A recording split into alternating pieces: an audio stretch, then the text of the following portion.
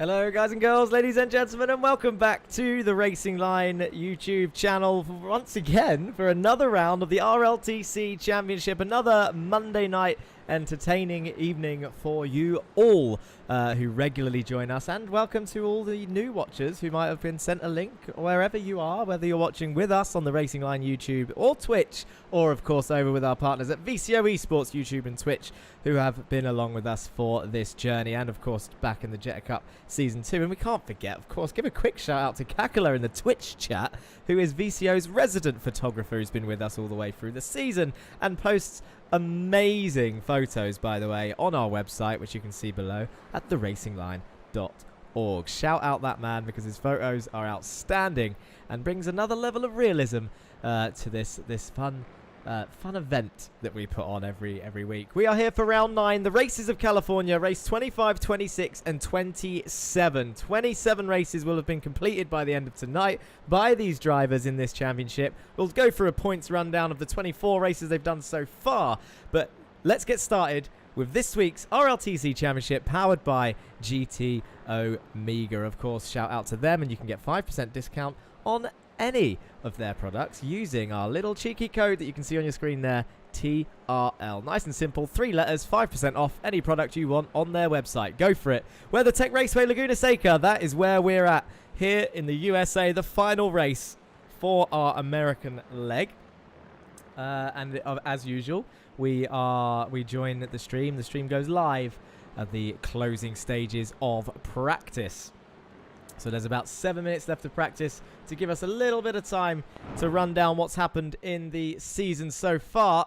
And you can see their practice times on the left there with 3 Hondas. The top 3 times are all Hondas. Is this circuit suited to that car? Have we got another Honda circuit on the way? We're about to find out, obviously, throughout this evening, with 3 races coming your way. We had a 40-minute practice, a 10-minute qualifying, followed by 3 roughly 15-minute races. Of course, and then we're on our way. The first race is all done in quali order. The second race, the top 6 are reversed, and the third race, the top 12 are reversed. That is that. So 7 minutes left, 6 minutes left. What's going on in chat? There's loads of comments already. This is good to see. Thank you for joining, whether you're watching YouTube or Twitch, whoever's channel you're watching on. We got Bob in chat, a long-time fan. Oh my god, finally, we're starting to think I'd go without my TRL fix. We are here. Mr. Murray in the Goldwing car is apologizing if he disappears throughout the evening. They have blackouts in South Africa today. Downing is who Bob is rooting for. He's saying that Downing is gonna be carrying that momentum into the final leg of the season. It says Kakala is his hero, best photographer out there. Mr. Bambini says, "Is this real?" Got to get good pics of Fox to compensate for my team punting him on the Nürburgring 24. Oh dear, oh dear. Some issues in the Nürburgring 24, I'm sure. It was a long race, isn't it? 24 hours. And then Bob says, "Nah, Fox punted me at Lime Rock. No picks for him." There you go. Nice little close community that's growing here. Let's go through those points nice and quickly. I wanted to check something, and my mind has gone completely blank at what I wanted to check, which is slightly annoying, but we'll move on. So the points then. Points. Let's start off with the team's championship, and this is what it looks like. Pulsars at Esports extend their lead to 200 points from Fear Factor, who stay ahead of the on-form All Sports Racing, who currently remain in third, just over 100 points behind with 1,734 points. Goldwing hold on to P4, with Lurch's Academy seemingly closing them down in P5 with 1,100 points, 272 points back behind Goldwing there. Meatball Motorsport close up in P6 with they're 44 points behind Lurch's Academy, so they are closing that gap. ORD hold station with P7 and Win It or Bin It in P8, whilst Masters of Traction pass Lurch's Gaming for P9 with a 20-point gap. So those two will be continuing their fight for P9 all the way for sure, with Taki returning tonight. Will Lurch's Gaming return to 9th? Although last I checked, Yeezus Amundere is the only driver not on that timing screen, so maybe that's not going to go their way, and Masters Attraction can extend that gap. Who knows?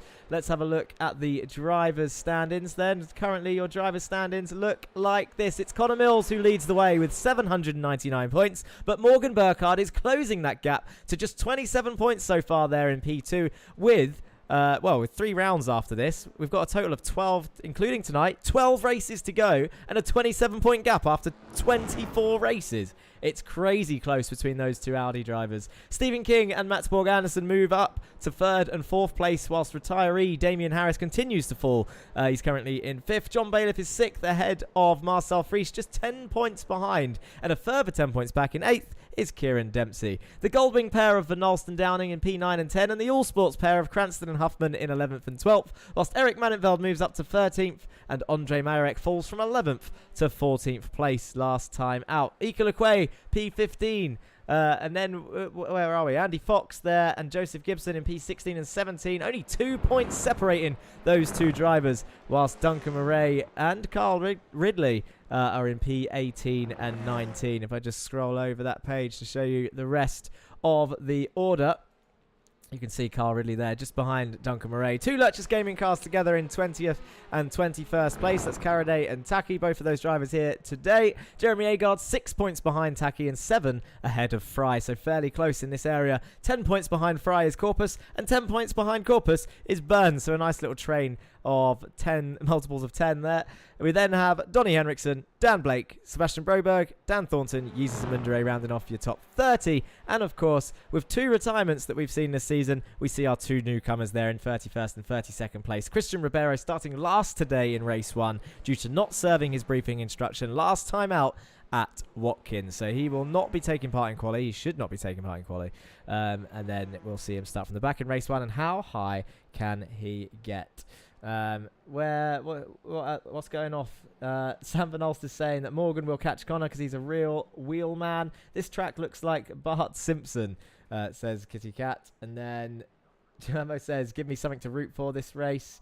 Root for King, says Kakula, or Agard. So there's a few people discussing who they're going to support this round. I mean, support who you need to, guys. Come on, who deserves your support? I'll tell you who I'm gonna root for, secretly and quietly. I know I'm not biased, but this is gonna put a commentator's curse on him. I know it. I can see it happening. I'm going for the underdog Kieran Dempsey today, even though he's in an Audi.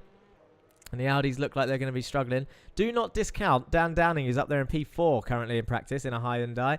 And John Bailiff in the Honda, currently P5. One of those, I don't know, one of those 3. So, currently on your screens is the Audi RS3 manufacturer standards. You've got Mills, Burkhardt, Harris, Dempsey, Van Alst, DeQuay, Fox, Gibson, Taki, Burns, and Weiss Vanger. We then have in the Elantras, the Hyundai Championship looks like this. King, Frisch, Downing, Huffman, Mannenveld, Fry, Henriksen, Blake, Thornton, and Mundere.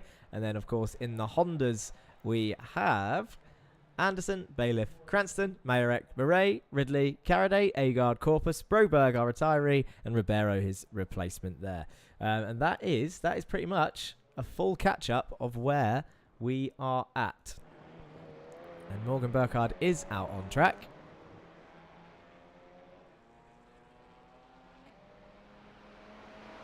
After having a small issue, I think, with his steering wheel yesterday. I think he's got a little message on his bumper there, actually. I just saw. Let's see if we can see it before he goes around turn 1. We love you, Connie boy, I think that says. So a little message to his rival so far, Connor Mills. Obviously, being able to see that, he will be behind Morgan Burkhardt to be able to read that message. A little bit of mind games playing as we tick over into qualifying.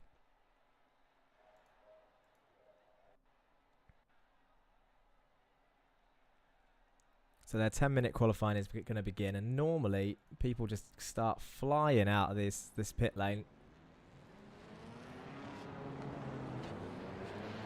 Here they all come. They're all arriving on scene now, and some of them will race out, some of them won't. Some of them will wait. You can see Donny Henriksen pulling over there. Let's have a look at the track map. That will show where everyone is. And Marcel Frisch, I think, is all out there on the track by himself, getting the maximum gap he can. That's a good camera shot. So he's all by himself, is Marcel Frisch. Not playing any slipstream games today. Predictions on the amount of people off at the corkscrew in race 1, says Greg in chat, on YouTube chat. I'm really hoping none. Just You just can't guarantee this sort of stuff, though, can we? We just can't guarantee it. Just one person, just takes one person in 28th place to outbreak themselves to absolutely kill everybody in front of them, the next 10 cars. I think we've gone on board with Marcel Friesch quite a few times in quali. I'll tell you who we haven't, who I don't think we have. Eric Mannetveld is the next car in line. The Hyundai's leading the way currently. We'll wait until they complete their outlap.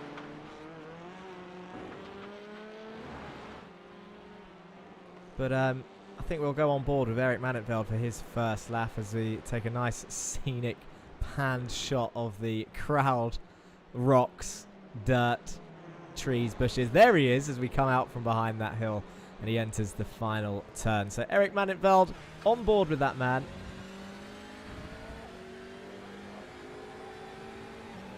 Sounding quite quiet today, actually. You know what? I'll say it. Race 1 is clean. 0 safety cars today, says Bob. Oh, that is a big, big ask. But look at this. Flying down towards turn 1. Heavy braking zone turn 1. Nice little hairpin. They get it turned in. Nicely done. Smooth on the power. Doesn't run wide on the exit. The dirt is very lethal around here. Little bit of sort of tentative steering there as he took 2 bites of the cherry to turn it into that right-hander. The fast right-hander up next.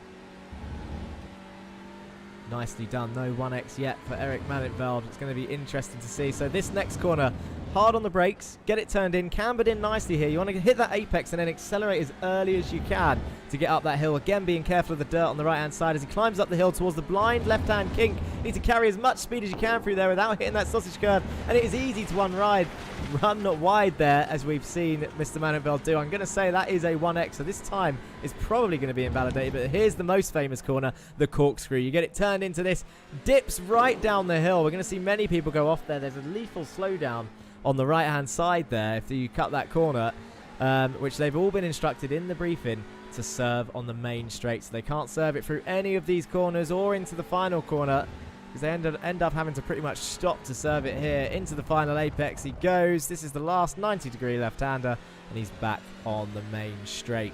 And Marcel Friesch, obviously, straight to the top of the times. First one to set a time with a 1:31.1. We expect Mannetveld not to be on the timing board because we think he 1x'd it on the exit of the kink. He did. And Stephen King goes fastest. Connor Mills goes fastest with a 1:30.8. Sam Van Olst to the top of the timing sheets.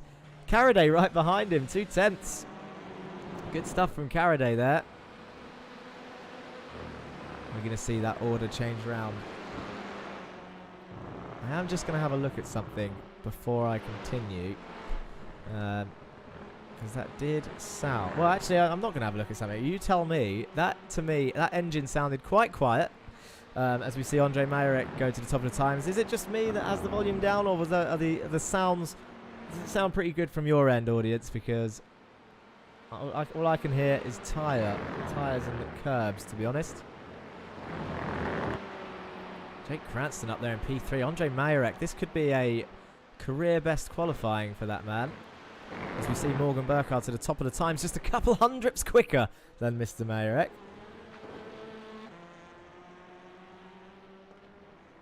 29.9s. We're going to see those times come down, I think. Can't see anyone set in purple sectors yet. Max Borg Anderson looks to be the next one to watch. He hasn't set a time yet.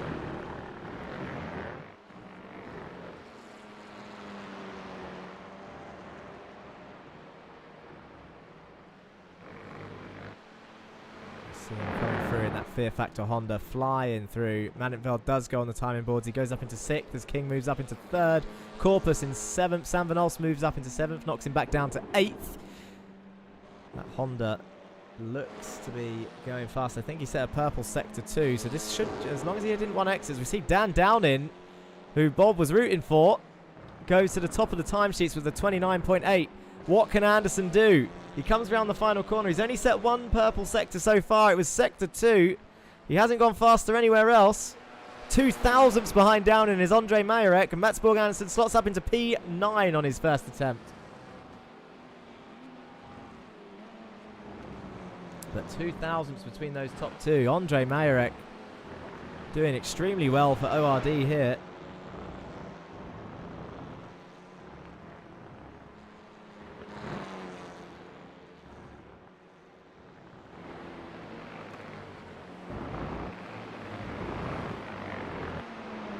think I am. Just for my own peace of mind before the race starts. Just going to check on one thing.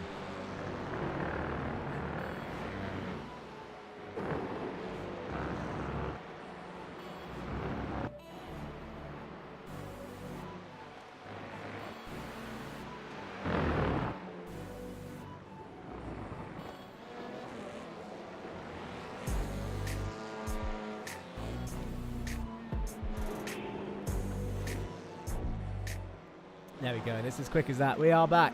Dan Downing then, still at the top of the timing sheets. 7 minutes in, there's 3 minutes left to qualify, and we can see Ondrej Majorek there. He's right behind Andy Fox, that is up ahead. So he's getting a nice slipstream from Andy in the Win It or Bin It Audi. Luke Stepney's joined in chat on Twitch. He says, Stephen Fry for the win. We haven't seen Stephen up there that often. And Ondrej Majorek, 0.5, 3 tenths quicker than Mr. Downing. What a time. And then Mats Borg Andersen straight up with the 0.2, another 3 tenths. Jesus, that is a hell of a time for Mats Borg Andersen. We said he was one to watch, and there he is. Did he have any toe? It doesn't look like he's got anyone in front of him as Jake Cranston slots into third with a 0.7. John Bailiff setting yellow sectors everywhere, so he's not improving at the moment. He's in P7. But how is that? A Honda 1, 2, 3, and it's Mats Borg Andersen, Ondrej Majorek, and Jake Cranston. This we mentioned it at the start, Germo. We think that this track is going to be suited to the Hondas. And the Audis seem to be struggling, apart from the obvious two in 5th and 6th.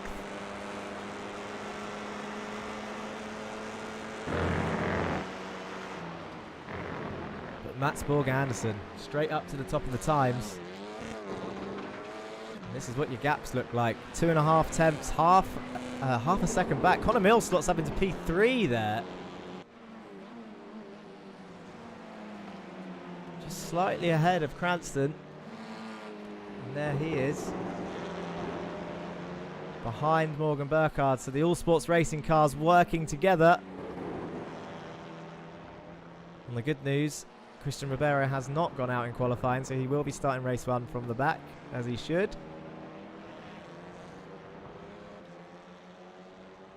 But 1.5 minutes left of qualifying. Some people have pitted. I think their qualifyings are over. They're settling for what they've got.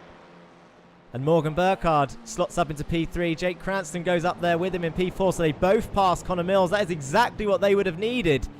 2 All Sports racing cars ahead of Connor Mills. And Morgan Burkhardt, championship rival to Connor Mills, has got a car in between him and Connor. And it is his teammate, Jake Cranston. Couldn't wish for anything better. I am going to check something. Ondrej Majorek up there in P2. What is his best qualifying position before this race? It's 5th. So Ondrej Majorek has never qualified higher than 5th place, and he's about to get, with 30 seconds left on the clock, is he going to get a P2? Mats Borg Andersen has had a pole position before, and I'll tell you what, Hondas have got 5 out of 8 poles so far, and it's looking like they're going to get a 6th one. How mad is that? 1 lap pace of the Honda has just been incredible in qualifying. It's shocked us all. Christian Ribeiro on Twitch says, just watching the rivals, just learning.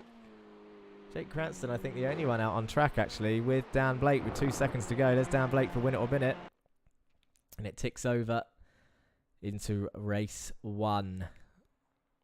And let's have a look at your grid for today. Mats Borg Andersen, pole position, half a second faster than Ondrej Majorek there in P2. Morgan Burkhardt and Jake Cranston make it an All Sports Racing second row. Mills, Downing, Bailiff, Ridley, King and Frisch round off your top 10. You then had Manintveld and Fox, Dempsey, Corpus, Gibson, Murray, Taki, Vanalst, Agard and Huffman rounding off your top 20. Poor showing from Huffman there in the All Sports Racing car. Carraday, Thornton, LeQuay and Henriksen down to 24th. Burns, Weiswanger, Fry, Christian Ribeiro and Dan Blake there at the back of the grid, with the only driver missing today is Jesus Amundere once again, who I think he's just having a nap, I reckon. That's happened before, but it's good to see Taki back, the Malaysian driver, very early for that man. And we love the amount of flags that we see on this grid. It's humbling in a way. Look at all those flags on your timing screens on the left. So often do we see so many British flags. But the fact that it's pretty much a 50-50 split is it's a nice feeling as we see them all start to grid up.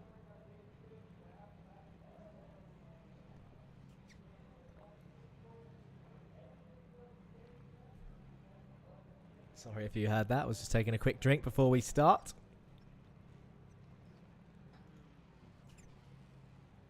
We've got about 30 seconds. We're just waiting for Burns and Weisswanger to get to the grid.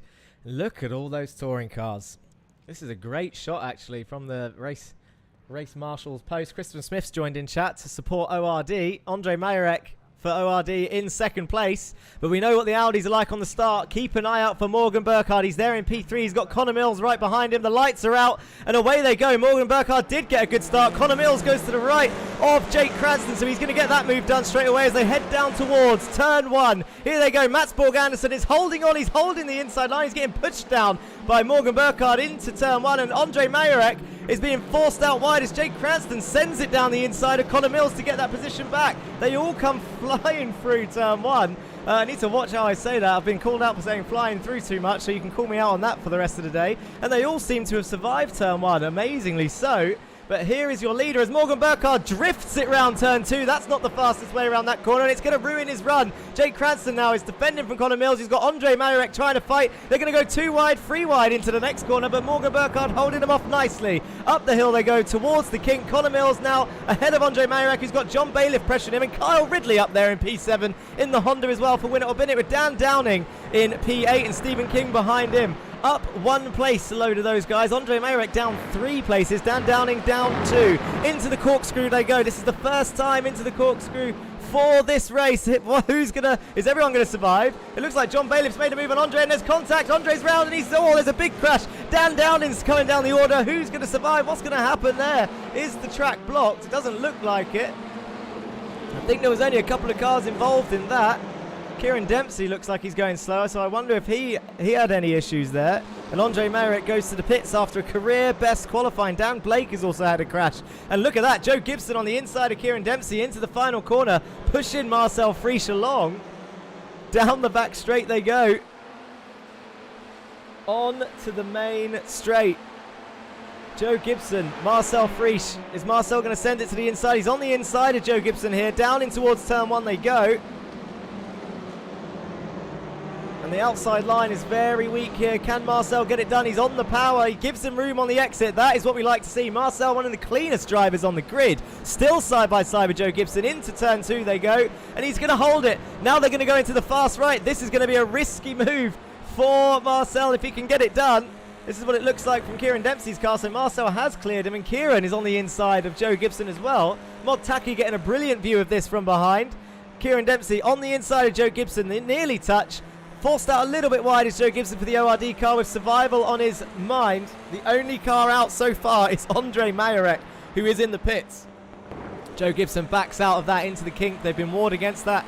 Not that they're not allowed to race into that as we go into the corkscrew. I think people are racing. Andy Fox down the inside of the corkscrew. Very nice view. And look at the switchback that Eric Mannenveld gets. And now he's going to have to try and hold it around the outside of this sweeper. That's going to be a risky move. Can he get it done? He's going to. He's on the inside for the next right. Dan Downing's thinking I can take advantage of this. Andy Fox behind Eric Mannenveld, and now look, he's got Sam Van Olst and Dan Downing, the 2 Goldwing teammates. 8 laps to go out of this 10-lap race, and Mannenveld under pressure from Andy Fox as they head down this main straight. He's got Downing and Van Olst right behind him. And this is what it looks like from the rear wing of Eric Mannenveld as they head down towards turn 1. The slipstream, Andy Fox is in. Is he going to send it into turn 1? No, not quite. He's going to get really close to the back of Mr. Mannenveld, though. The Dutch driver, number 99 for Lurch's Academy in P8 currently. Your top order, though, has had a right mix-up, but there's been so much fighting back here. I don't know how Mats Borg Anderson has lost that, but we definitely will find out with some replays for sure. Let's have a scroll through some of these. What has happened since the start? Connor Mills there in P4. Christian Ribeiro and Jan Weisswanger, I said the 2 reserve drivers then, but they are full-time drivers now. The 2 newbies going at it in 24th and 25th. Bit of contact with Caraday and Huffman there. Let's have a look at some of these replays. So this is down into turn 1. Anderson done really well to defend all of this.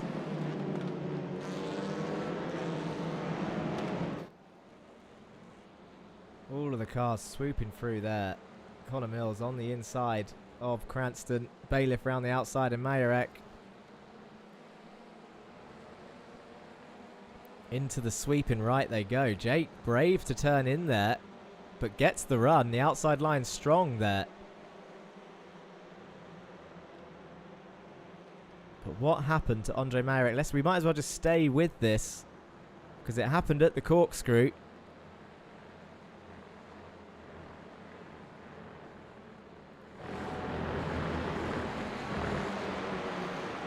What happens to Andre Majorek as they climb up this hill? Into the turn he goes.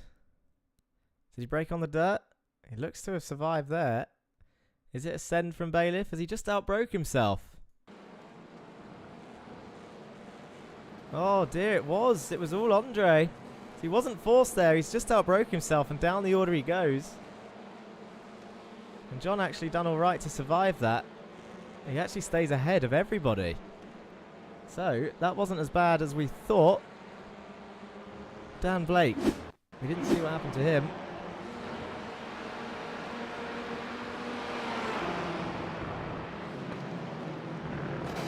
Oh, into the back of Donny. And Dan Thornton, who gets tagged round. And then he just slows down to almost a stop. Carraday and Murray into the corkscrew. Murray breaks late, tags Carraday round. Down the corkscrew he goes. And I think Murray came to a stop there. So let him keep that position. But we want to find out what's been going on at the front end, because these guys have been going at it. And I think Mats Borg-Andersen's just had a crash as Morgan drifts out wide. So this is a different incident. This wasn't how Mats got down to third. It has been kicking off at the front. Mats Borg-Andersen out to the outside of Jake Cranston. Morgan Burkhardt right out wide. Is this how... That is how Mats Borg-Andersen... Oh, look at them both. They've come together. Mats Borg-Andersen had a bit of a stop, and now Morgan Burkhardt's down into P4. Connor Mills is in P2, chasing down Jake Cranston. So mistake after mistake there from the leaders. Let's go back live just to see what is happening. And that is your current order. Jake Cranston in the lead, 1 second back to Connor Mills. 1.1 second back is Morgan Burkhardt. John Bailiff all over the back of Carl Ridley. He's having a look to the inside of the corkscrew. He's there, he's fully there. He's going to get it done on the brakes, but Carl's going to try and go around the outside. He's going to hold it onto the track, and Carl Ridley round the outside of the corkscrew. Wow, well done that man. The number 27 Australian driver. He has a little bit of a blink though. Surely he's going to reappear. Yeah, there he goes. That's one bad downside of being Australian. I hope he doesn't disconnect, because he'll be enjoying this up in P5. He's having a hell of a race up here. Stephen King just watching it happen. I'm sure the drivers will be telling him about his connection. We're lap 5 out of 10. I can't actually find where Mats originally lost the lead. Oh, as I say that, I think this might be it. Into the corkscrew. Mats drifted himself. Oh, just about got it stopped. Oh, I need to see that again, because that, from Morgan's point of view, let's have a look.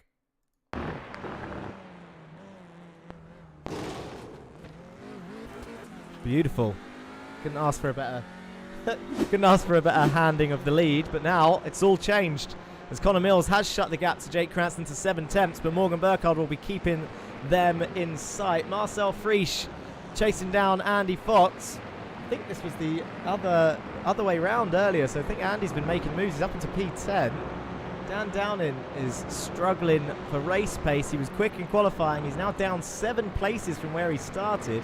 The biggest loser, of course, is Andre Majorek, who was in the pits, down 26 from where he started. He started in second. Duncan Murray's now down 10 after that incident we saw. Biggest gainers, though, it's got to be this man. Meatball Motorsport, number 35, Stephen Fry. He's got Stephen Burns all over the back of him in Master of the Traction car, who says he hates Laguna Seca. There seems to have been a crash there up ahead. There has. That's Jameson Huffman and Jerry Agard into the corkscrew.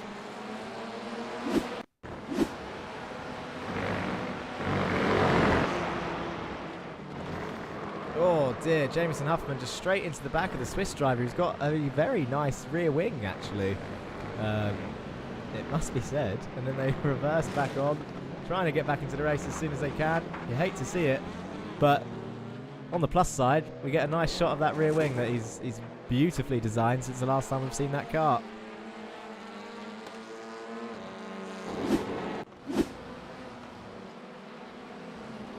I'm going to need to catch up on chat in a minute, but we're on lap 7 of 10. Dan Thornton is up in 18th place. I'm sure he had contact with someone earlier, so he's doing all right here. Carl Ridley's still blinking in and out. He's got John Bailiff all over the back of him, still up there at the top end. But Dan Thornton chasing down Ika Lequay there for P17. The closest fight, though, looks to be these lot. Let's have a look. What have I missed in chat? Since going through all those replays of what's been happening, Marcel Fries is looking dangerously close to Andy Fox, though. He's on the inside of the corkscrew. Can he brake as late as he dares? Andy Fox gives him room on the apex, the first apex, and he gets it stopped for the second. That's twice we've seen a Win It or Bin It car do that, but Marcel Fries is going to look down the inside of the swooping left. They're side by side down here. Andy Fox is going to hold it around the outside, and now Marcel's in a compromised position into this fast right-hander as Kieran Dempsey looks up the inside. Now they're heading towards the final corner, a 90-degree left, a hard braking zone, but Marcel's got the inside line, and Andy Fox looks to have held that position nicely, unless Marcel can get the exit, but it looks like Kieran Dempsey's got the better exit. Kieran Dempsey right behind him is now looking to get the slipstream down towards turn 1. This is a nice little train of 5-6 cars separated by nothing. Dan Downing behind them. He's got a good view of all of this, and behind Dan is Joe Gibson, who's also got a good view of all of this. Where are we?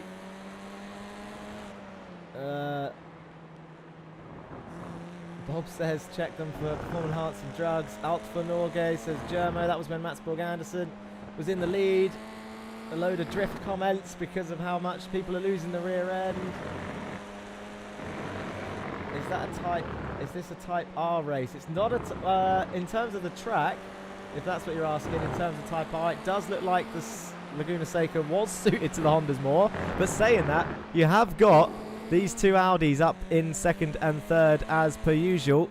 As I can just see an issue for Jan Weiswanger in the Audi, as we mentioned the car. Got Jameson Huffman right behind him. I think Jameson's going to look to the inside of the final corner. Oh, and Jan Weiswanger brakes on the sand. No damage though. Gets to continue. We see that quite often. But Connor Mills, look how why are they so far off track here? Not using any of the road there. That was an interesting line from Mr. Cranston. Maybe just trying to break the slipstream as the gap is now 0.3 of a second to Connor Mills and Jake Cranston. Your battle for the lead. Bob says Laguna Seca is trash. He has no pace here at all, so by default it's trash. Hex Bash Plays says, I can understand hating Laguna Seca in a front-wheel drive car. I think that's how it works for everyone. The satchel on those two doing that through the corkscrew, says Bob. It's amazing stuff. Some of the racing we've seen. I think more people have survived than expected for race 1, but we know what it gets like in race 3, so we'll have to wait and see for that. Your front two, Jake Cranston and Connor Mills. Morgan Burkhardt in P3, Mats Borg Anderson in P4. He'll be disappointed with that, especially with the rear end of that Honda effectively costing him this win, I think. He looks fairly strong. On the plus side, the second race, the top 6 are reversed. So currently John Bailiff is on pole for race 2.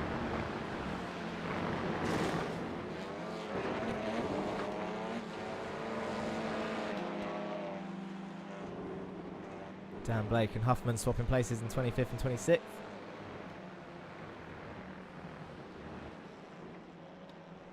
But your top two, 0.7 of a second the gap. It was 0.3 earlier, so Jake is starting to pull away from the man behind him. A new sponsor on the side of that car by the looks of it.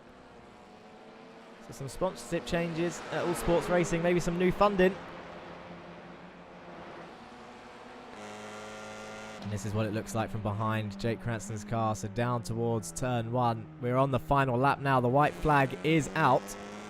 Last lap, 10 laps in, 0.4 of a second. You can see Connor Mills flashing his headlights to try and distract the All Sports driver. Closes in to turn 2. Mats Borg Anderson is actually starting to put Morgan Burkhardt under pressure, as I've just seen Dan Thornton has also passed Ika Lequay back there. And that race is fairly done, so he's done it on the straight as Dan Thornton. But your lead fight as they head up towards the hill now. in towards the kink. Can Jake keep it together? He's got half a lap to go. 4 attempts to gap. He's still flashing his lights as Connor Mills. Heading towards the corkscrew now. 6 tenths of a second. Into the left. Looking very squirrely is that Honda. Down the hill. Connor Mills right behind him. 4 tenths of a second. Down past the trees. 5 tenths of a second. I think he's done it. It's not going to be as close as we all thought it might be. But Connor Mills in second place and Jake Cranston leading the way in towards the final corner. Round he goes. Connor Mills did close the gap into that final corner by the looks of it. But here it is. Jake Cranston takes race 1 win. He didn't expect that, I'm sure. But there he goes across the line, flashing his headlights. Jake Cranston takes the win of race 1 with Connor Mills in second, Morgan Burkhardt in P3, and Mats Borgans in P4, and Kyle Ridley P5. Well done, that man. John Bailiff P6 is going to be starting race 2 on pole. Stephen King collects another safe amount of points in P7. Sam Van Olst made it up into P8 in the end. He gained 10 places from where he started. The biggest gainer of everybody, Sam Van Olst there in the Goldwing Audi. 10 places. Eric Mannenveld up 2. Andy Fox up 2. Kieran Dempsey up 2 places. Dan Downing down 6 places. Joe Gibson up 2. Mod Taki up 3. Another person down 6 places was Marcel Friesch. Must have got forced out somewhere. Christian Ribeiro made it up into 22nd place in the Honda from 29th, so he's done all right. Dan Blake was up 3, and there we go. We tick straight over into race 2.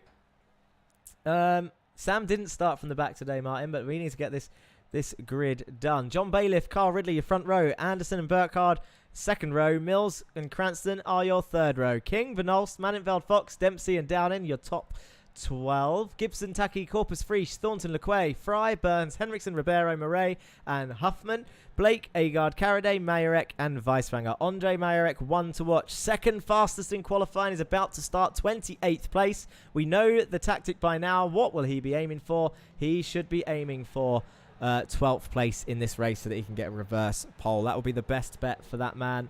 Can he do it? And here we go. This is what your grid looks like from this end. Morgan Burkhardt in the Audi there in 4th place. He's going to be looking to pass all of these Hondas by the time they get to turn 1. And the lights come on. 10 more laps. Race 2 straight away. There will be a break between race 2 and 3. Only a few minutes, like 10 minutes. But here we go. All 5 lights are on. And away they go. A fairly good start from Bailiff there in pole position. Cranston tucks right in behind Connor Mills it was. And look at that. Look at them all come flying through across the line. Dan Blake nice and safe in last place. And now towards turn 1 they go. And John Bailiff is leading into turn 1 as Burkhardt tries to outbrake himself. Carl Ridley's on the inside of John Bailiff. Is he going to take the lead? Carl Ridley, the Australian driver, takes the lead, moves up into P1, and Morgan Burkhardt gets a big shove from Bailiff, who I don't think knew he was there. 3 wide into turn 2 behind. That was Mills, Burkhardt, and Mats Borg-Anderson. You've got Jake Cranston involved. King is in there as well. Then they go 2 wide into the next corner. It's risky stuff. Mats Borg-Anderson makes contact with Morgan Burkhardt there. Jake Cranston now ahead. Morgan Burkhardt is being shoveled down the order. He needs to keep his cool as Jake Cranston sends it into the left-hander on Mats Borg-Anderson there to try and keep as many positions as he can. And Carl Ridley has had a big drift into that corner and he loses the lead. And now it's a pulseless 1-2. Jake Cranston in P3. Sam Van Olst on the inside of King into the kink. King holds it with a bit of contact there from Sam Van Olst. Morgan Burkhardt now on the inside of Stephen King as they head towards the corkscrew. Morgan Burkhardt is going to get that position, and Andy Fox is going to have a look at making that move as well, but backs out of it, and Joe Gibson takes advantage of him backing out of it and moves up past Andy Fox. What a move from Joe Gibson as they went into the corkscrew. Sam Van Olst down the inside of him now. And look at his run. It's completely ruined. He's getting a nudge from behind from Eric Mannenveld as they're carrying the speed through. Duncan Murray's coming up on my screen as he's had a crash. Andre Majorek is still in last place, so he hasn't gained. Dan Downing is off the track. He's now down in last. But man, oh man, what an opening lap we've just had. And Kyle Ridley, he'll be fuming. He was in the lead. A great move for P1. And he definitely lost the rear end. And just now he's down in 12th place. That will give him another go at reverse pole, though, as Dan Thornton goes down the order. I saw him in the background. He is serving a slowdown on the main straight. And now Andre Majorek moves up into another position. What happened, though, to Duncan Murray? Why did it come up saying he's crashed? It's in the corkscrew again. Does he outbrake himself for a second time? Oh, Stephen Burns has gone off the track. that is why. That is not Duncan's fault. Stephen Burns just couldn't get it stopped, and they do actually continue, so that's good. What happened to Dan Downing? I think we were just about to see it. Bit of a nudge from behind from Mr. Agard. Big drift in the Hyundai. Oh, and off to the right he goes, and that is a big hit into the wall. He will be coming into the pit. His wheel's gone, so he will definitely be coming into the pits, and that'll be a picture for Kakula for sure. You've got the two ORD boys on track together, and currently setting purple sector after purple sector is this man, Jake Cranston, round the outside of Connor Mills into the corkscrew. Can't quite get it done. What a battle this is going to be. We've got Matsborg Anderson there in fourth yet again, and Morgan Burkhardt's going to be trying to close this fight up. Your second, third, and fourth place people. All the meanwhile, John Bailiff, the man I tipped at the start in one of the Hondas, is running away in first place. He's 1 second in the lead now as Jake Cranston goes around the outside of the final corner. Can't quite get it done there.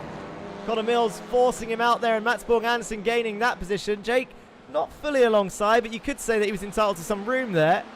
Matsborg Anderson in P3 now as a result of that, who's going to look to send it into turn 1 but thinks better of it. Duncan Murray is still in P22 after that crash he had with Burns, and Matsborg Anderson does send it down into turn 1 and makes it up into P2, so Connor Mills losing a position there. Down into P3 he goes, and now he's got Jake Cranston for company all over again. All the meanwhile, John Bailiff 1.2 seconds in the lead, and Morgan Burkhardt closing ever closer into this fight. A quick shout out to Joe Gibson, up 6 places. He's up in P7 for the ORD team, but the other two are down in 26th and 27th. That will not be what they want in terms of points finishes, especially with Win It or Bin It. Andy Fox and Carl Ridley both in the top 10. Dan Blake down there in 23rd, also outscoring both of the other ORD cars. Stephen Fry down in 24th, chasing down 6 tenths back from Dan Blake there. Donnie Henriksen is battling Christian Ribeiro in the midfield. He's actually currently by himself as Jake Cranston is making moves on Connor Mills again. He's on the inside of the corkscrew. Connor's going to try and hold it around the outside. They touch as Jake turns in towards the apex. A bit of a drift from Jake there. Connor Mills now down into P4, and Morgan Burkhardt, his championship rival, right behind him. And now this is where team play is going to come into it. Connor Mills sends it down the fast right. He's going to ruin his run down towards the final corner.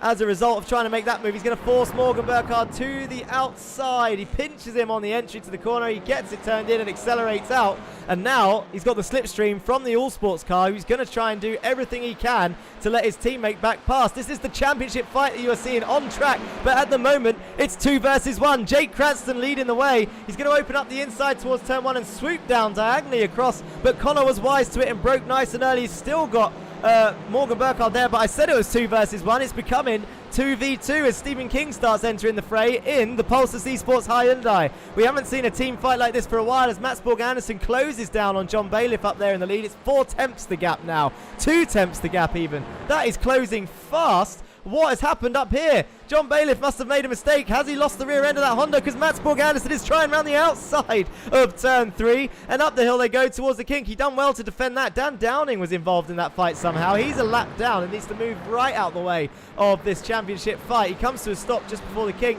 and that was the right decision. Stephen Fry's just been passed by Andre Majorek down there in 24th place, but John Bailiff holds on to the lead after fending off Matsborg Anderson. It must have been a drift. The Honda rear end is very unstable through this track, and Jake Cranston has now joined the back of this. Morgan Burkhardt still chasing down Connor Mills. Stephen King has dropped back quite a long way actually from that fight, who he was closing right in on in that fight.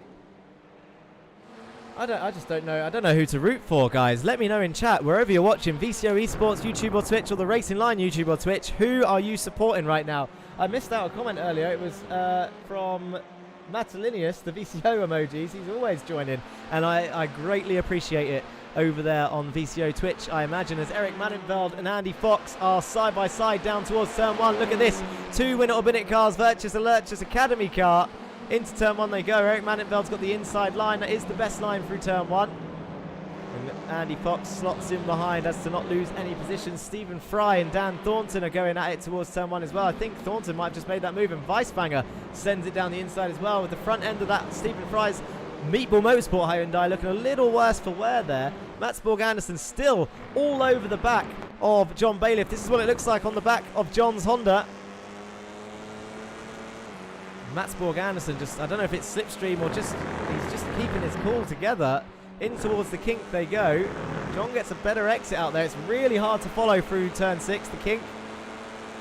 Cat 2016 is voting for Carl Ridley. That is 9th and 10th they are currently in. Into the corkscrew they go. Mats Borg-Andersen can't quite close in there. Bob to Downing, you have failed me for the last time. Downing currently down in last place with Sam Van Olst, actually. Why did Sam go into the pits? I think he had an issue of his own. And let's find out what it was.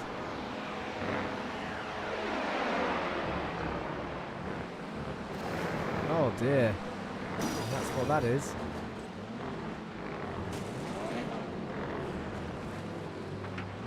He doesn't fully reverse onto the track. It's always awkward watching a rejoin. Down the hill he goes, down the gravel.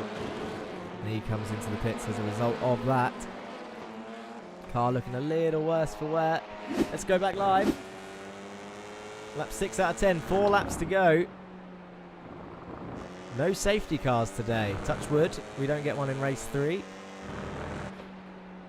It's looking fairly close this race. Everyone seems to have calmed down a little bit. Marcel Friesch here in P13, chasing down Corpus there in P12. And the Fear Factor Hyundai chasing down the Lurchers Academy car. Jake Cranston setting purple sectors. He is, I think, trying to help Mats Borg-Andersen chase down John Bailiff. Jerry Agard and Duncan Murray swapping places back here. Side by side. Ooh, it's looking very close between those two. I don't even know what part of the track this is.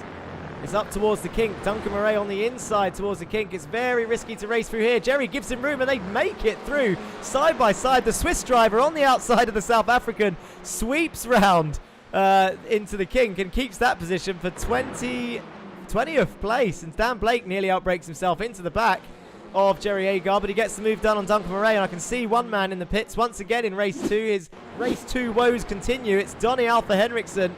What happened to him? Onto the dirt. Oh, whoa! Car just swoops round to the right.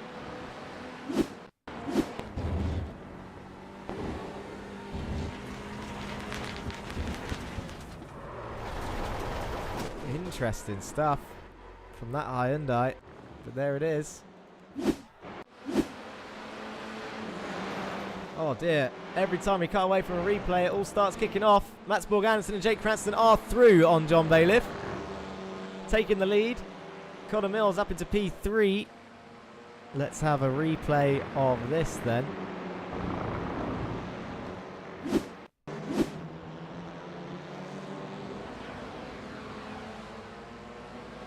Down towards turn 2. Mats Borg-Andersen on the inside. He was definitely there with plenty of time. John Bailiff, so he just caught the end of it, shoved out wide, and Jake Cranston comes through. He'll be frustrated with that after having led for so long. But we have to, I think, from the outside looking in, that move was fairly on for Mats Borg-Andersen. A great move, in fact, for the lead. And now he's got Jake Cranston right behind him. Connor Mills behind that. Morgan Burkhardt is currently P5. So Connor just doing exactly what he needs to do. He's not fighting too hard. The car's ahead. He knows full well that Cranston is Morgan's teammate. All he needs to do is finish ahead of Burkhardt, really. That's all he needs to do. And getting drawn into a fight with an All Sports Racing teammate is not what he wants to do. Mats Borg-Andersen not quite in the championship fight just yet, but with another win, he can definitely drag himself back in as Mills is forced to the outside by Cranston there. Mats Borg-Andersen could be on for a race win. This place is sacred, said Austin Farm Racing 79. Hate the track, says Valdez 31, but loves the racing. I never realised there was so much Laguna Seca hate. I don't know whether it's just because it's one of those tracks that everyone drives at the start of their iRacing careers. Is it just overly difficult as Majorek now moves up into P20, up on the inside of Agard into turn 2. Still has the inside into turn 3. And Agard runs out wide. He's going to be on the dirt, and I think Dan Blake's going to come through as well as a result of that. Dan Blake does move up into 21st. Jerry Agard and Dan Thornton. He's going to lose out 3 places there, Jerry Agard, in a matter of corners in one sector of this circuit. And somehow, every time we cut away, Mats Borg-Andersen is now tumbling down the order. Jake Cranston leads the way for yet another race as John Bailiff sends out the inside of the fast right. Mats Borg-Andersen gets on the dirt and does. Wow, what a move by Mats Borg-Andersen, swooping across. Morgan Burkhardt up the inside of John Bailiff into the final corner. He's not going to give him room on the exit. He's had enough of that. He's not playing nice anymore, is Morgan Burkhardt. But Jake Cranston leads the way yet again. This is the same top two as race 1. 4 attempts. They're back at it. Lap 9 out of 10. And the order resumes. How did Jake Cranston get the move done on Anderson? Towards the corkscrew they go.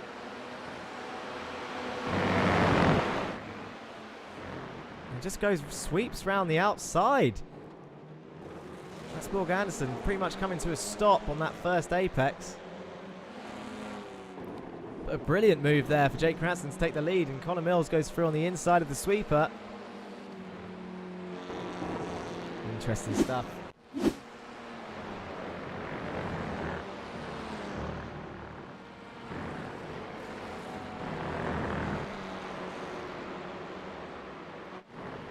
I think another quick shout out for these guys here. Win it or bin it. Carl Ridley having an absolute storming drive today. He's got his teammate Fox behind, Kieran Dempsey behind him in P11. Driver I picked to watch for the rest of the season, I should have said, not today. Kieran Dempsey, definitely one to watch. He always sneaks up a couple of good results, but no podium to his name yet. Will he get one before the season ends? We've got 3 tracks left. As Duncan Murray has just passed Jan Weiswanger. I say that. The battle continues into the corkscrew. Jan's forced out wide. Oh, that might be a slowdown, but now he's got the high Hyundai coming through of Stephen Fry. And Sam Van Olst might actually catch up to the end of this train. Purple sector for Mats Borg-Andersen as we approach lap 10. This is our final lap. The white flag is out. Lap 10 of 10. One more lap to go of race 2.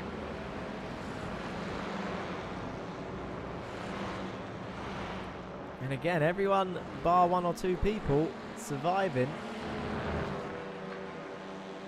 I'm going to be interested to hear the reception from drivers after this. What did they think of this round? Because the racing looks like it's been quite intense, to be honest. All the way through the field, there seems to be someone fighting someone. Or is it just too much of a train? It's quite difficult to pass here, it seems, but these guys are not making it look like that way. As soon as one person passes, it opens up the floodgates for everyone behind. That's the trouble. But it looks like Jake Cranston is on his way to take 2 wins of 2 today at Laguna Seca. Mats Borg-Andersen closing down Connor Mills with a couple of corners to go.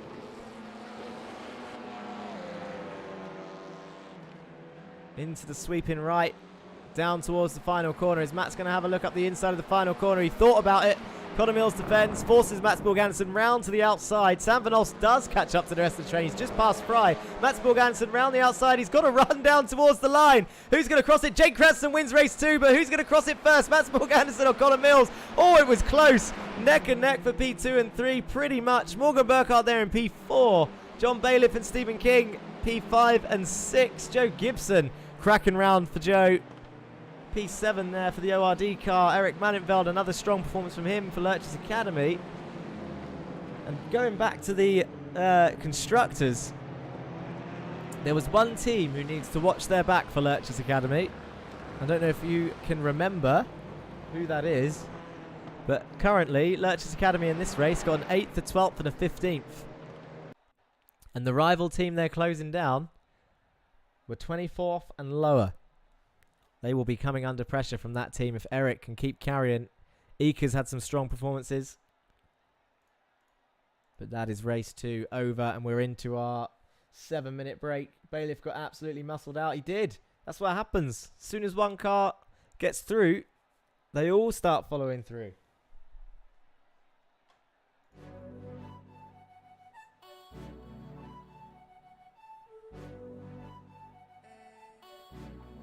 Let's have a look. 40 seconds into the break.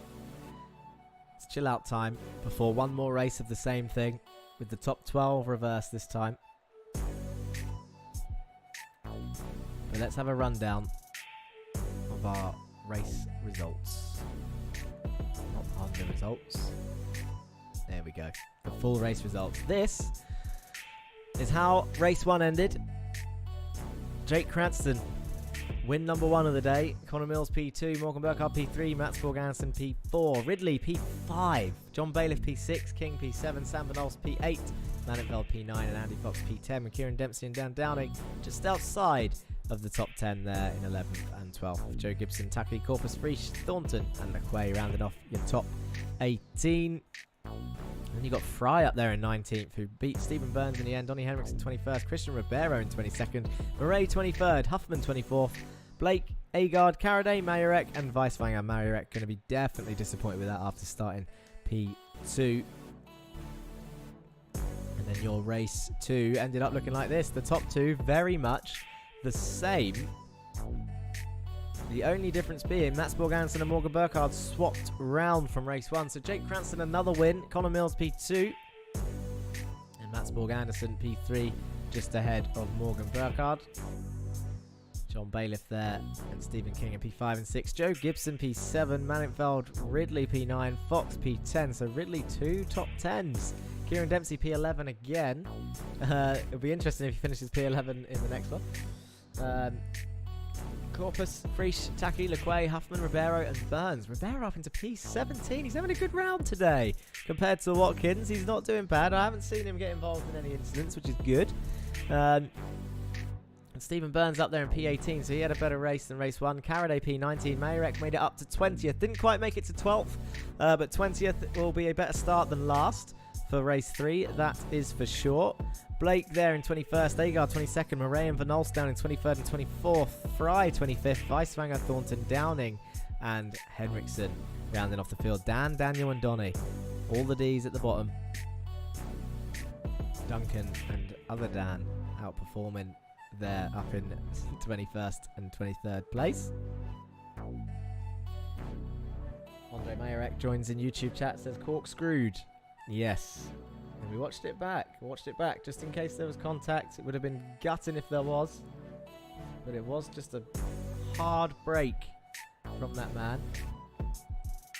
I think I've just seen someone. We had 2 people follow us on Twitch today. That's good to see. Thank you very much. Hand Drive and Adolfo. I have a I could be wrong here. I've got a feeling Adolfo is Jesus Mundere, who's the only driver who didn't make it today. But I could be wrong about that, so just in case. But he's one of the Lurchers boys, I know that for sure. Yes, you gave too much space and ended up feeding the sandworm. Is that what all those gifts have been? Is it a Dune reference? The sandworm. I haven't seen that film. I should see that film. Has anyone else seen Dune? Let me know in chat. We're in break time. We can talk about these things. We've gone through the order. We've done everything. We've got a couple minutes. It's just a rest. Grab a drink. Grab something to eat. Sam Van Olst sat in the pits. Maybe he wants some TV time. Here you go. Have a look at that Goldwing car. Should we have a look around it? This is what the Audi looks inside. I haven't seen one of these in real life, the RS3 touring car, but is the mirror still like that, where it just covers the whole top of the car? I feel like that would be off-putting. Maybe it does help, maybe it doesn't. Not sure. Let's see, you can probably all guess. 10 points to the first person who can guess whose helmet that is. Before I change the camera view.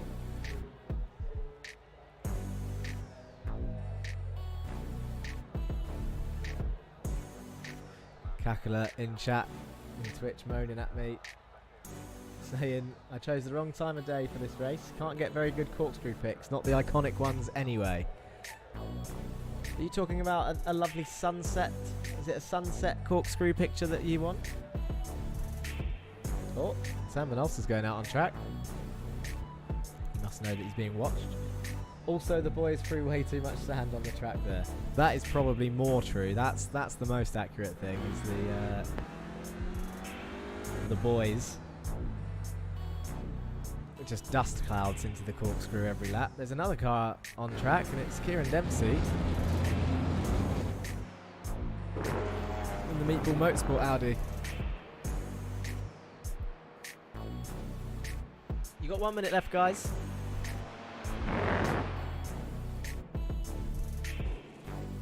Before we head into our final race of the day. Good time to obviously point out our schedule. We are on round 9.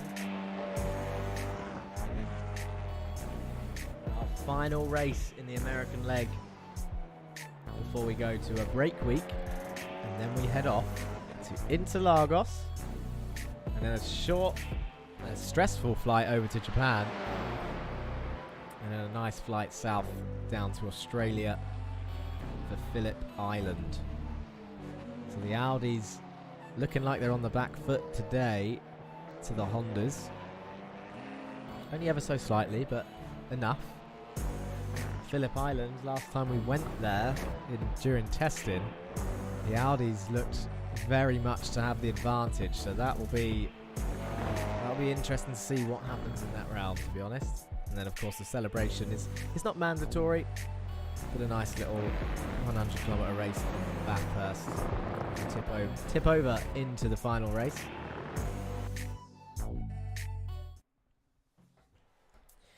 And here we go then. It's grid time. David Corpus. I'll tell you, I did not clock that. Look who's on pole position. It's David Corpus for Lurchers Academy, and Kieran Dempsey's in P2 with Andy Fox and Carl Ridley for Win It or Bin It in P3 and 4. Manintveld, Gibson, King, Bailiff, Burkhard, Anson, Mills and Cranston, your top 12.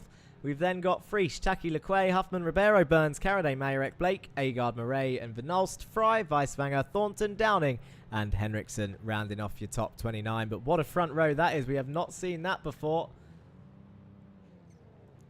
David Corpus sits on pole position for the feature race, the final race. It's not really a feature, they're all the same length. And Kieran Dempsey in the Audi and Andy Fox in the Audi in second and third. Watch those boys as they head down towards turn 1. Here we go, the final race of the day. The lights are about to come on. 3, 4, 5 lights are on.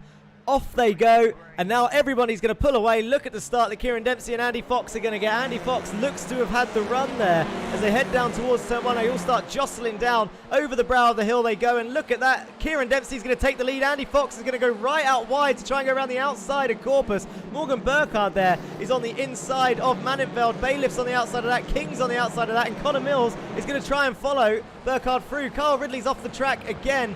That is Joe Gibson up there. Morgan Burkhard shoots through, and look at that. Mills getting forced out there by Manintveld. All the Pulsars cars together. Friesch is keeping it safe. Anderson's keeping it safe. You got Stephen Burns in the Masters and Traction Audi there, who's making gains. Sam Vinolst is up into P19 already, so he's had a flying start at the back end. He's racing Christian Ribeiro back here as Morgan Burkhard goes up the inside of Joe Gibson in towards turn 3, and up the hill they go. Kieran Dempsey's going to try and get as much of a lead as he can as they fly up. It sounded like there was contact there at the back, but it looks like they've all survived the next turn. Heading towards the kink they go, and they're all fairly safe through there.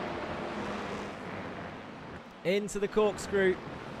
They all come flying through. Bailiff and Friesch going at it, and look at that. Huffman, Taki as well, Lequay. So side by side, Taki and Huffman go through. More and more cars. They all come swooping down the hill towards the next left-hander. Behind the trees we go. And look at that, Andy Fox getting forced out wide. Morgan Burkhard's going to move up into P3 already, but Andy Fox is not going to let that slide. He's on the inside of the final corner, and now away down towards turn 1 they go. Kyle Ridley is still very much there, as we see Huffman off the track in the background. But Morgan Burkhard and Andy Fox side by side as they head towards turn 1. Andy Fox is going to try his best to keep this position. He's on for a podium here, but Morgan Burkhard on the brakes swoops into turn 1. Oh, that was just incredible braking force from that Audi in the number 2.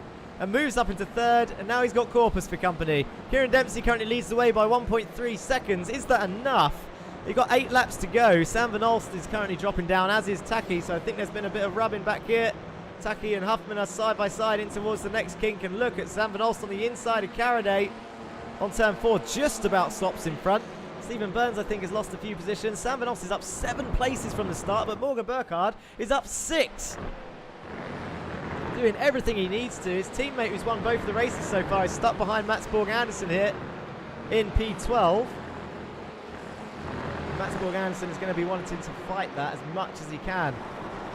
Connor Mills currently in P9. He's not going to want to see Morgan Burkhard all the way up there. Sam Vinolst is still making moves. Huffman, I think, being muscled out and down the order. Into the corkscrew they go. Montaki, the next one. And who was that flying off? That's Christian Ribeiro and Stephen Burns, just as we were talking about them. That's unfortunate. Just looked like the Honda shot to the right. Oh no, Stephen Burns just lost it on the brakes. Oh, Christian will be gutted with that. He had a cracking round so far. And I think that's going to be kind of it. And look at this, Corpus not really putting up a fight for Morgan Burkhardt there. Oh, whoa, I say that, and there's a bit of a touch there. Burkhardt's off. He's going to go off onto the exit turn one. He needs to get back on the track as soon as he can. There's more contact behind there, and look at the amount of cars that's going through. Stephen King, bit of contact with Joe Gibson there, and now Connor Mills is going to be forced to the outside again by Eric Mannenfeld, who's just squeezing him, and Morgan Burkhardt and Connor Mills have found themselves on track again, side by side in towards turn 4. Who's going to come out? The championship rivals together. Connor Mills just about cuts in front, and there's been a crash behind as well. It was Taki and Huffman. Sam Van Olst down towards turn 1. Huffman just going to go in deep. That is clumsy from Jameson there. Just spins round Taki. I think more people involved. And just about surviving. That is pretty close to a safety car, but I think the only 2 cars in the pits will leave that for now. There might be a bigger one.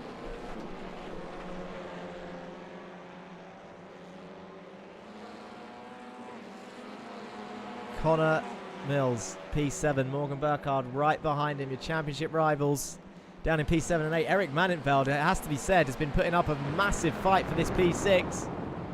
So he is being put in on stern defence, and I'll tell you what, look at your boys up in P3 and 4. It's only 2 minutes. Kyle Ridley and Andy Fox are up in 3rd and 4th. David Corpus is still in P2, probably under investigation from the contact with Morgan, let's be honest. It was slightly clumsy. And we can have a look at it again in a second. But Kieran Dempsey, 2 seconds in the lead. Is this it? The podiumless driver. Kieran Dempsey, the Irish driver in the grid, number 86. Kieran Dempsey, no podiums, leads the way, 2.1 seconds. I think this is the incident between Morgan and Corpus. I'm not really sure. Do you know what? I say Corpus is under investigation. It just looks like Morgan wanted to open up the corner more than he needed to. And off he went. Just trying to save it. And this is the painful bit. Comes back on track. And everyone is trying to come through. Yeah, on second review, it was easy to blame the Lurchers car, but that was all Morgan trying to take more room than he needed. And then losing out here. It won't be a massive blow since they're only 1 position apart. But remember, this race is all about gaining momentum over the final break of the season. We've got 3 rounds left after this, a triple header after a 1-week break, and who is going to take that momentum into the final 3 rounds? Someone said Downing, who's currently in 23rd and was last place in the last race, so it's not going to be him. He's going to be feeling pretty deflated after Laguna Seca. If there wasn't half the grid, oh dear, Mannenfeld and Mats Borg Anderson coming into contact there. Mannenfeld really is fighting this. He's actually been passed by both Mills and Burkhardt somehow. I think he went off track. Let's see if we can find out how that happened. Oh, so he's gone wide there onto the dirt. Connor Mills on the inside. Bit of contact there. That'll probably be investigated as well. And then he defended. Look at that late defense to Morgan Burkhardt down the inside. And Morgan Burkhardt has a look around the outside.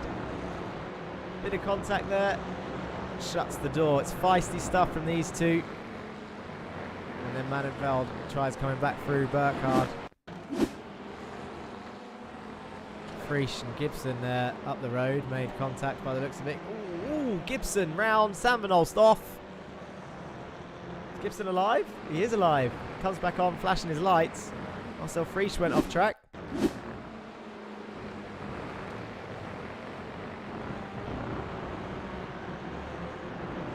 Just carried too much speed through there. As Sam Van Olst looks like he's just made a move on Andre Mayerek in the background as well. Let's go back live. find out what is happening, because Kyle Ridley is looking ever closer to David Corpus, who's looking to get his first podium. Kyle Ridley, one podium already this season. He's on his way to his second, and John Bailiff and Andy Fox, ex-teammates here. John Bailiff used to drive for Win It or Bin It, and Andy Fox will not let this race go easily, although John Bailiff swoops around the outside. Andy Fox is going to keep the inside into the next fast right. Let's have a look at how this goes. John Bailiff swoops around the outside and does keep that position. Moves up into P4, does John, so good move there, although there was definitely contact at turn 1.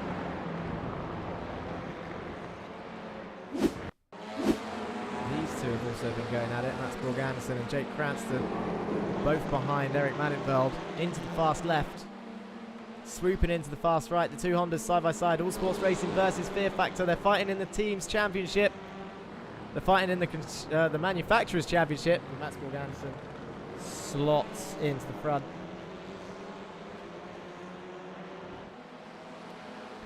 And Morgan Burkhardt flashing his lights there. Just can't find his way through Connor Mills. I guarantee he's going to be... Oh dear, contact there into turn 1. There's going to be investigations on those two for sure. As it looks like Connor Mills is now trying to pass Andy Fox. This is for P5, so Connor Mills is going to get pushed by Morgan, I reckon, to try and get this move done, as they're both trying to climb up the order.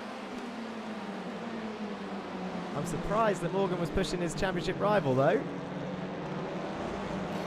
Now, he's going to be on the outside of Andy Fox in towards the next corner. 3.7 seconds in the lead is Kieran Dempsey, though. As Germo said in chat, it's his to lose now, as Morgan just about slots in front of Andy Fox, and Mats Borg Anderson is still looking for a way past Eric Mannenfeld here. Down towards the next left. Oh, Mats Borg Anderson shoots to the inside. Is he going to get this done? He has to be later on the brakes. He does. Look at that. Swoops in. You just saw the rear left slightly come off the ground there as he makes that move. That'll make a cracking photo at the angle that we just had. I know you don't really get a sense of speed in photos sometimes, but that was a late break. Swooped in, hit the apex nicely, did Mats Borg Anderson, past Eric Mannenfeld, who's been difficult to pass for a lot of the drivers today. And all the while, John Bailiff is trying to deny Kyle Ridley of his podium, but Dan Blake and Donny Alpha Henriksen side by side into the corkscrew. Here the two Hyundai drivers go. He's got Dan Downing behind them as well. So 3 Hyundais altogether. Eric Mannenfeld now under pressure from Mr. Cranston.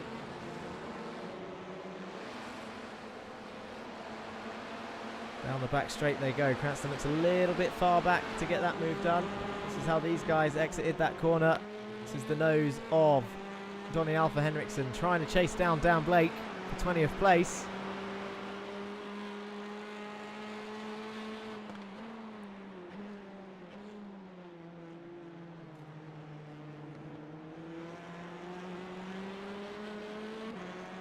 Bob asking in chat, would this be 3 new podium sitters? It would be 2. Kyle Ridley had a 2nd place finish all the way back at round 2 in Knock Hill, if I remember rightly. A surprise 2nd place finish. It's Jake Cranston and Eric Mannenfeld side by side. Jake Cranston around the outside. Oh dear, there's a lot of door shutting today. Smart by Jake Cranston to back out of that, to be honest. And look at that. That's Mats Borg Anderson off the track up ahead, who's just been passed by Andy Fox. Morgan Burkhardt's also been off track somehow.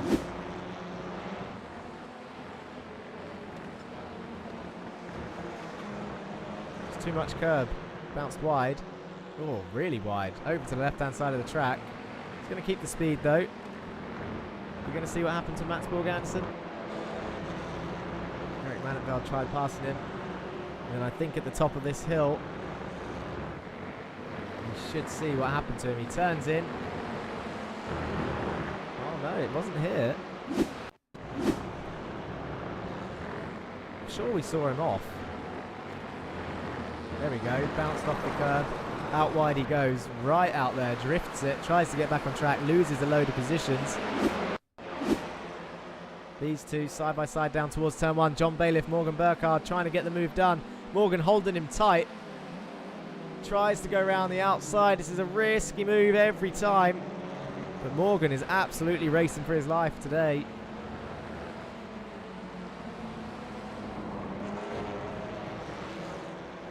Stuck to the back of that Pulsar's Honda.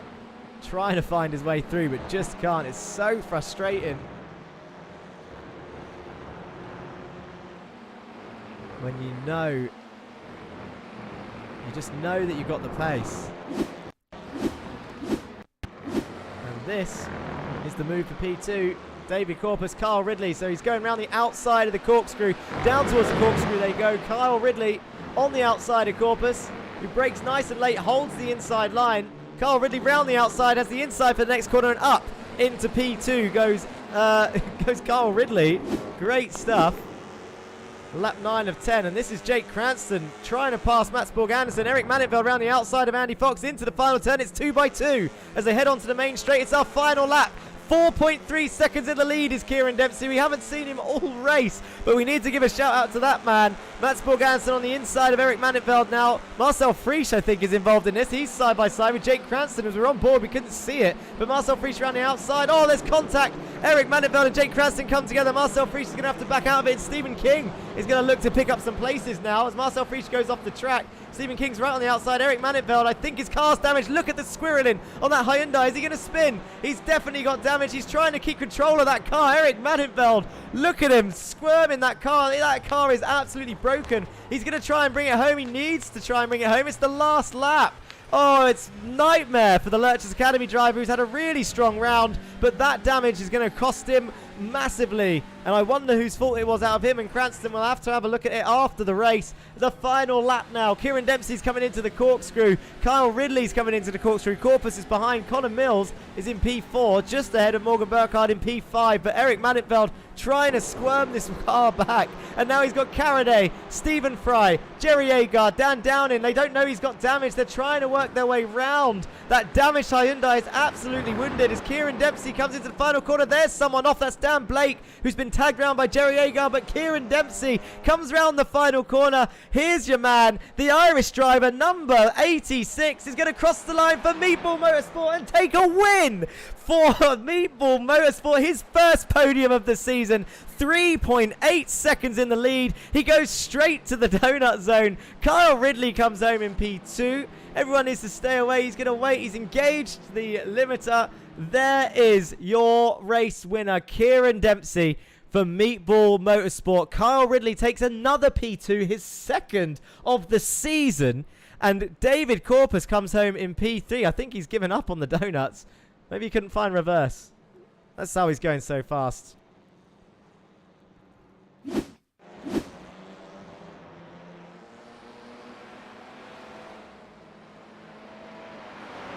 Once again, a stunning race. And I forgot to give you guys, wherever you're watching, this little link here to vote your driver of the day. Not the flights. There we go. We didn't do the flights today. Maybe we can have a look at that in a minute. Vote in chat. You've all been sent a link, whether you're watching with the Racing Line YouTube or Twitch, or the VCO Esports YouTube or Twitch. Click that link. All of the drivers are on there. Who deserves your driver of the day today? As they all come bringing it in. I think we have to try and find out what happened to Dan Blake at the end there. It looked like Jerry Agard just tagged him round. Oh, so he's already off there.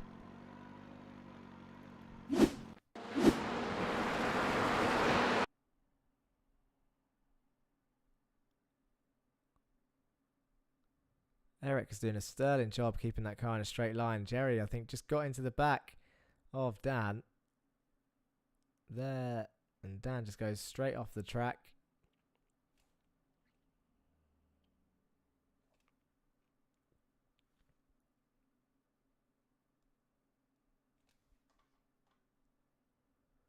I posted the results link.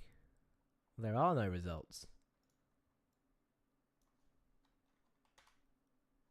Maybe let's just get rid of the word results so that you can, yeah, I'll give you more time to vote for that.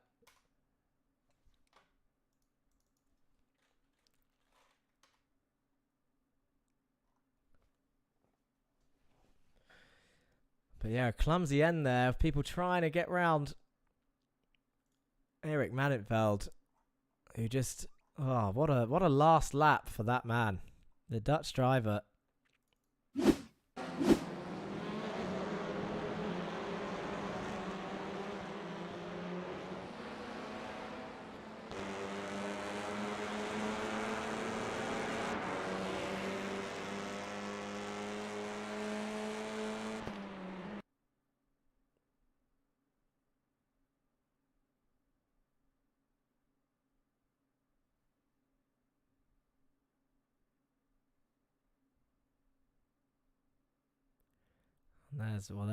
There's the onboard.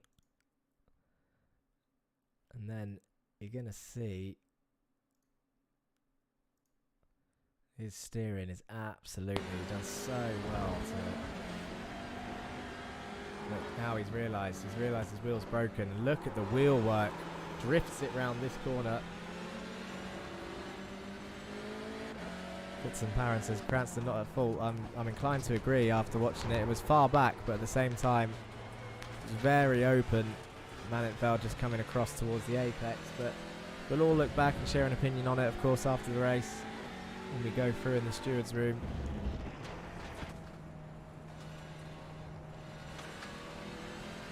But give props to this guy as well. We've got a few people. It's the only difficult driver of the day voting today. You got Manintveld, who brought this car home in 22nd place in the end. This is going to be fun. You're going to see Dan Blake come flying in front of him in a second. There he goes.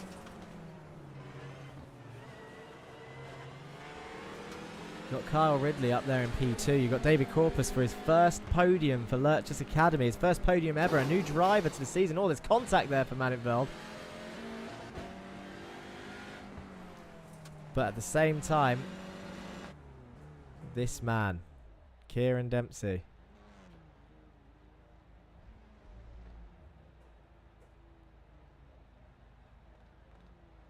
He did put it into reverse.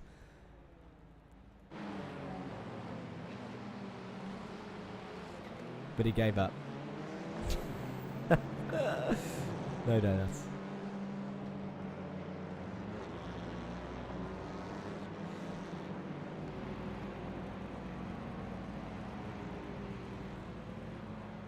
Impressive stuff. Well, it's interview time.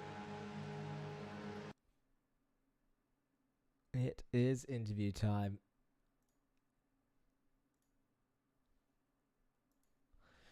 Let's go and have a look. Jerry, trying to influence the votes here, says we need to vote for Kyle. He's got a wife in labour currently and got P2. Bob says, I changed my vote. His baby girl is going to be born in a few hours, and he's here snatching a podium in the RLTC Championship. How's that for priorities? Oh, dear. He's got a baby about to be born, and he's here with us. What is he doing? I'm lost for words. Well done, that man. The Australian driver, Carl Ridley, there in P2. It's so hard, though, because you've got Kieran Dempsey. He hasn't had a podium yet. He's in the lead. He won. He's won. He'll be buzzing with that, and I hope we get to speak to him in the interview room. I wonder if Ridley's going to stick around for an interview. And maybe Corpus as well, if he's around. Although he might get nervous, as there is a language barrier between some of us and the drivers. His baby's going to be named RLTC for sure. Oh dear, oh dear. Right, let's get these interviews done. I'm sure you're all waiting to hear from the drivers. Quick shout out, of course, to VCO Esports, Kakala of VCO Esports, GT Amiga, John of GT Amiga, although I don't know if John's watching. I know VCO watch. Jan wants the link. The link's up there. You'll have to scroll. Can probably hear her in the background screaming. I hope not. Hang on, that's a point. Is he not at the hospital? We need the link. This is Rick. Oh, they both want the link again. Hang on. Okay, I'll give the link again. Calm down, people. Let's not get angry. Here, I have another link on all 4 channels. But whilst you're doing that, let's have a look at the results of race 3. And here they are. Kieran Dempsey, your race winner, 3.8 seconds in the lead. Can you imagine Carl Ridley? Can you imagine Carl Ridley going to the woman who's giving birth to his child, saying, "It's worth it, babe. I finished P2. I mean, it's worth it, darling. Sheila. It's worth it, Sheila. I'll finish P2. Have that. Win it or bin it racing. All right." Can't get to the hospital because of COVID. Oh, that's a shame. That's a shame. Right, the results. Dempsey, Ridley, Corpus, Mills, Burkhard, Bailiff, Anderson, Fox, Cranston, Friesch, your top 10. Mills, probably under investigation, although a few drivers, actually. I'm calling out Mills, but there was definitely a few hip and shoulders, like Martin said in chat. Definitely a few shuts of the door. Is it just the nature of the circuit, or is it distasteful? Who knows? We'll look at that later. Van Olst, King, Mayorek, Gibson, Lequay. Look at that. Mayorek did have a good comeback drive. He's up in 13th, so he's not done too bad. He was last at the start of race 2, so there you go. There's some points. 18 points for that. Gibson there as well, so double for ORD. Ika Lequay, Caraday Fry in the 17th again. He's had a good round. Henriksen in 18th, so he had a good comeback after not finishing race 2. Thornton, 19th. Agard, Weiswanger, Manintveld, 22nd. Heartbroken for that man. Ribeiro there in 23rd. Burns 24th. Murray, Blake down in, and Taki down in last place. 8 laps down, so he didn't quite make it through that race. I don't actually know if he started. Well, he would have started 8 laps. He'd done 2 laps at least. Didn't see what happened to him though. That's a shame. And that is your feature results. Let's go to that interview room. I haven't checked the whole race, what's been going on in here, so it will be interesting to see who's kicking off about what.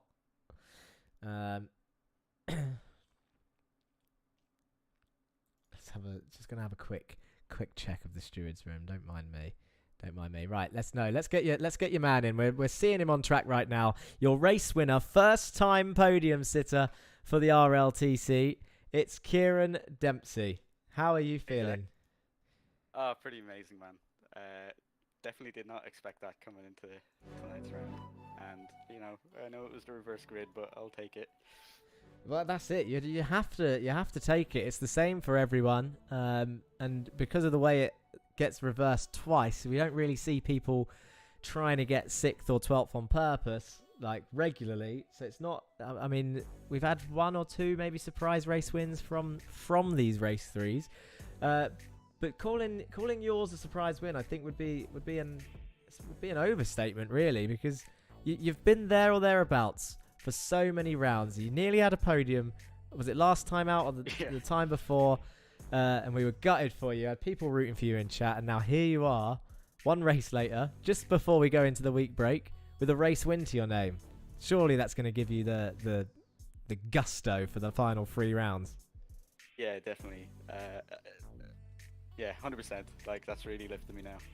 You're speechless. And yeah, no, I did. I had to pull over after the line. I was so tense on that last lap. I was sure I was going to just bin it from just trying to be safe. We thought you were going to do some donuts in the donut zone. Oh yeah, did I get pleb of the week for my awful donut at the end there? We didn't see it. we saw you put it into reverse. And then you just kind of sat there and then drove off. That was what we saw. Yeah. Maybe you did one later, but we missed it. But yeah, it was a good thing you missed it. It was a cracking race. I mean, you had Corpus behind you in second, just kind of pulled away from the Honda, and then he started coming under pressure from behind from Ridley. And then a 4-second gap in the end, and people in chat they were like, "This is it. This is the one. This is it for Kieran. He's done it. He's got the win. It's literally yours to lose."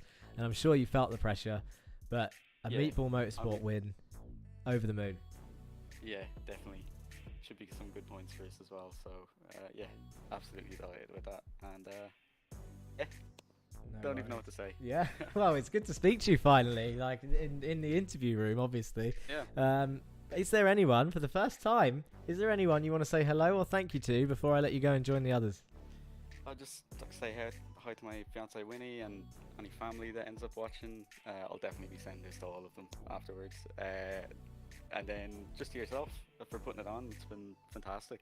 It's been tougher than Jeddah Cup for sure, but it's been really good. No worries. It's a pleasure to have you, Kieran, and thank you very much for sticking it out with us, and we'll speak to you soon. Cheers, man. See you, Jack. There he goes. Lovely man. Lovely lad. Lovely lad. Apparently that's a catchphrase of mine, but I mean it. I mean it. He's been around. He's been around for a while. Jeddah Cup Season 1 and Season 2. And here he is in the RLTC. All 3 seasons he's taken part in. Before today, his highest finish was 4th, and his highest grid position from qualifying was 10th. And now he's got a win to his name. In terms of Jeddah Cup statistics, to be honest, I'm going to have to check our website, theracingline.org. Kieran Dempsey, his highest finish in the Jeddah Cup was 2nd. And his highest grid was 1st. So he's got a pole position in the Jeddah Cup. His highest, so there you go. That is Kieran Dempsey's 3 seasons in. First win ever with us. So that, cracking effort for that man. But I know who you all want to speak to, and I think it's only right that we bring in Mr. Kyle Ridley, the Australian driver, after what looked like, from our perspective, an absolutely stunning round from yourself and the Win It or Bin It boys in general, I think. But yeah, Kyle, first of all, are you there? Hello. Hello, I'm here. How are you feeling? I'm pretty wrapped with today's results. Good. That's a good thing. We got people in chat mentioning you've got a baby on the way today. I do. My girlfriend is currently in the hospital, so I've done that thing where sim racing comes first. But it's okay. It's okay because you got P2, Kyle. That's right. It was worth it today. You got 2nd place. 3 top 10s. Your second place as well. That's 2 podiums this season now. That jumps you up above a load of people who've claimed that one. Well, we're all happy for you. In fact, I don't know if this is going to go your way, so this might be embarrassing. But let me just have a check of the Driver of the Day votes. Because there's the same 2 names are floating about. So it'll be interesting to see where it's at. And it is for you, my man. 46% of the votes, so nearly 50%. Half of the votes for today's Driver of the Day goes to you, sir. So there you go. That makes it even sweeter. 3 top 10s, a 2nd place, and Driver of the Day. Kieran Dempsey with 30% of the votes. And then the same 2 people in Belgium voting for Sam Van Alst there with 10% of the votes. Somehow, I didn't see Sam Van Alst today, but let's not change the subject. Tell us about your race, Carl, because you had to pass someone who looked quite difficult to pass for some in David Corpus. How was it for you? David's a pretty stern defender. He was quick in the first half of the lap, and I was quick in the second half of the lap, so I could never really mount an attack. But he went wide at the left-hand kink, and I went around him on the outside through the corkscrew. So it was a lovely move. And yeah, I couldn't, I saw Connor coming in behind, so I was like, I need that insurance to just be safe to grab that podium just in case. And yeah, we brought it home. Win it or bin it, or podium and bin it tonight. But I want to give a shout out to Andy. He defended like a lion behind me to give me that breathing space. And yeah, race 2 was a bit of a shocker though. And my brake bias was way too low and nearly lost control twice. So I was very happy to bring her home. 3 times, top 10. Couldn't be more happier. It's great stuff. It's great to hear that it was worth it today. You got people in chat definitely cheering you on. Jerry says, "Look at those rims. Looking at the green rims of both of your cars." I've never noticed Very nice I've never noticed the difference in colour between the UK flag and the Australian flag on the 2 cars. Is that part of the actual flag? I know I'm sidetracking here, but is our flag actually lighter than the Australian flag, or is that just a thing? Yeah, we have a darker shade of blue. It's a really nice touch that Andy put on the car. Really, really makes it more personal. It's a nice touch. Absolutely, and obviously been welcomed into the team. A late swap in just before the season started, joining the team, and I'm sure they're happy to have you with two podiums there. And like you said, great teamwork from the two of you. Jerry says, Jan says, phone her and tell her you got P2. She'll be happy. Jerry says, walk into the hospital like a boss, yelling, "I got P2, lads. Where's my fucking baby?" Jermo laughs. And then Jerry says, bring back sound effects, because I think he keeps wasting his Twitch points on sounds, which don't get played during our Racing Line and VCO Esports streams. And VCO Esports pop in with the gold VCO logos. There you go. You got support from VCO Esports themselves, Kyle.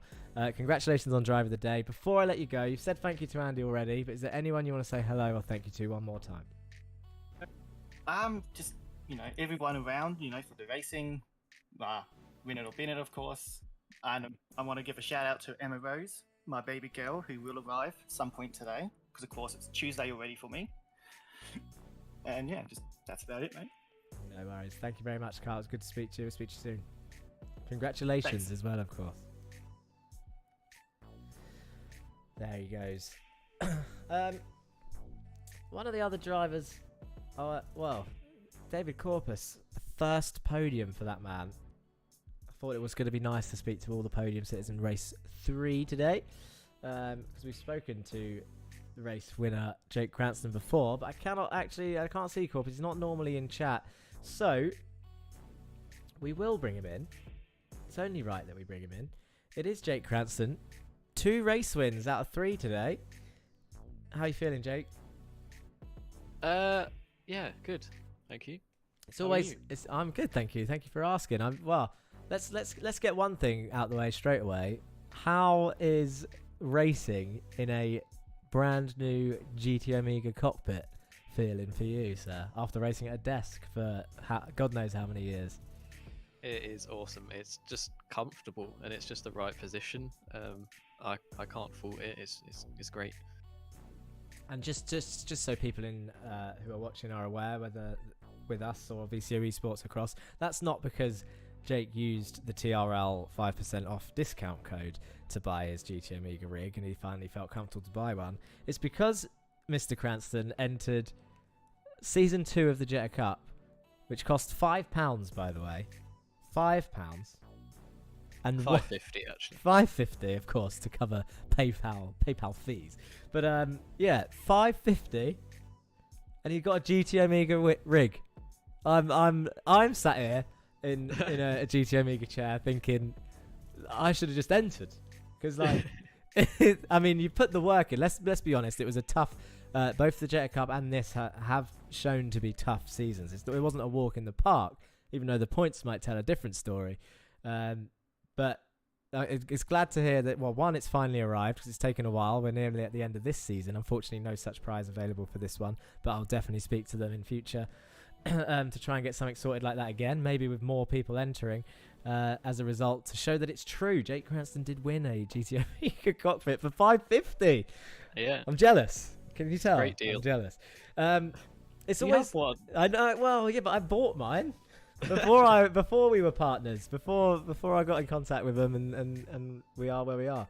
But it's always weird talking to having 3 races before I talk to some drivers, because you had a race win in race 1, you had a race win in race 2, and it was looking like a proper strong event, maybe even a race win in race 3 if we were lucky, and that would have been Charles Leclerc levels of dominant. But race 3 not going your way, so do you feel deflated after speaking to me now straight after race 3 with a P9, even though you had 2 race wins before? Yeah, of course. I was with the 2 race wins. I was expecting at least a top 6 for the final race, but getting through the other cars was just so difficult. Me and Mats were really struggling in the Hondas to get past the Hyundais and the Audis. We did our best, but the slow starts and the bad exits out of corners that we get is really hampering us at this track, it seems. Yeah, I mean, the Hondas look to have a small advantage, obviously. They seem to have the advantage all season in the 1 lap quali pace in terms of numbers. bar 1 or 2 tracks. But here, it looked like in practice it was going to be a Honda circuit. And I think, obviously, with 2 out of 3 race wins, you could say it was, especially with Ridley and Corpus there in 2nd and 3rd this time round in the Honda. And Kieran Dempsey obviously running away with a slight pace advantage. I think, not right, this is going to sound like I'm putting the others down, but I'm not. But in himself rather than the car, Kieran Dempsey being slightly faster than the other 2 maybe. Although Kyle had pace here, he was closing I think, but Kieran just concentrated on bringing it home. Like you said, I think you and Matt's fairly even on pace, both of you very quick, but battling each other just as much as trying to get through.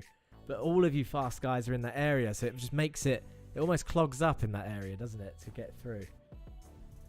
Yeah, there just wasn't anywhere to go. I mean, we were trying left and right all over the place, and there just wasn't anything doing. I was watching Connor and Morgan and that ahead just driving away, and I was like, I want to be there. What can I expect from the steward's room? I think there's quite a lot, to be honest. Oh, No. It's just going to be, nothing, not much. No, Never, definitely never nothing. Definitely a blue flag incident with someone. Downing? I'm not going to mention. Yeah. I think we caught the tail end of it on stream, but we didn't. I feel bad. I feel bad for John. I think he got held up in the lead in race 2 there.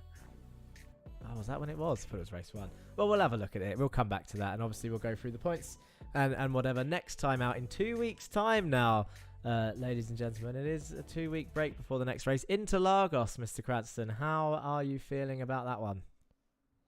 I've never driven it in the TCR, so who knows?